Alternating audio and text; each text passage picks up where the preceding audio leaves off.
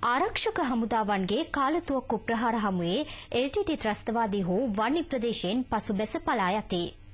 පාබල හමුදාවන්ගේ ජයග්‍රහණය සඳහා කාලතුවක්කු ප්‍රහාරවලින් විශාල දායකත්වයක් සැපේන බව යුද පිමේ සිට තොරතුරු ගෙනෙන අප විශේෂ නියෝජිත අනුර දොරකුඹුර පවසයි.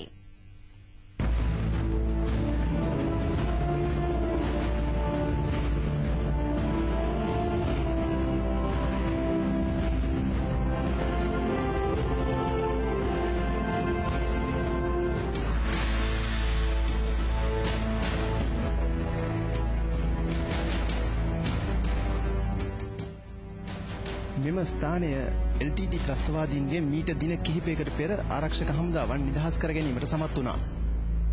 මෙය නැගෙනහිර ප්‍රදේශයේ සිට රට අභ්‍යන්තරයට මුලතිව් වනාන්තරයේ මැදින් පිහිටි LTT ත්‍රස්තවාදීන්ගේ සැපයුම් මාර්ගයක්. මෙම මාර්ගයේ ආරක්ෂක හමුදාවන් දැඩි කැපවීමකින් විශාල ප්‍රදේශයක් නිදහස් කර ගැනීමත් සමගම ජය මාවත යනුවෙන් ඒ නම් කර තිබෙනවා. මෙම ස්ථානය ආරක්ෂක හමුදාවන් රැඳී සිටින අවසන් ස්ථානයයි. මෙයින් මීටර් 100ක් ඔබ්බෙන් නැත්තේ LTT ත්‍රස්තවාදීන්ගේ ඉදිරි ආරක්ෂක වළල්ලයි.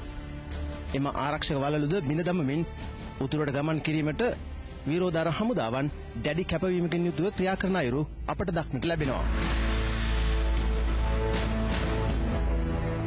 වන්නි සටනේ පාබල හමුදාව මෙතෙක් ලැබූ ජයග්‍රහණ පිටුපස කාලතුවක්කු රෙජිමෙන්ට්ගෙන් සුවිශාල කාර්යභාරයක් ඉටු වී ඇති අයුරු වන්නි සටන් පෙරමුණේදී අපට දක්නට ලැබුණා.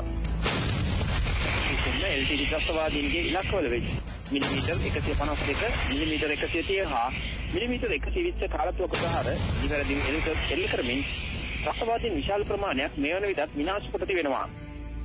වන්නේන් උතුරට ඇදෙන රණවිරුවන්ට අවශ්‍ය අමතර වෙඩි බලය සපයා දෙන්නේ මෙම කාලතුවක්කු රෙජිමෙන්ටුවයි. මේ අනුව රණවිරුවන්ගේ කාලතුවක්කු ප්‍රහාර හමුවේ LTT ත්‍රස්තවාදීන්ට අමතර සේනාංක ඉදිරි මෙහෙයුම් කලාපයට හිදීමද මේ වන විට බරපතල ගැටලුවක් වී පවතිනවා.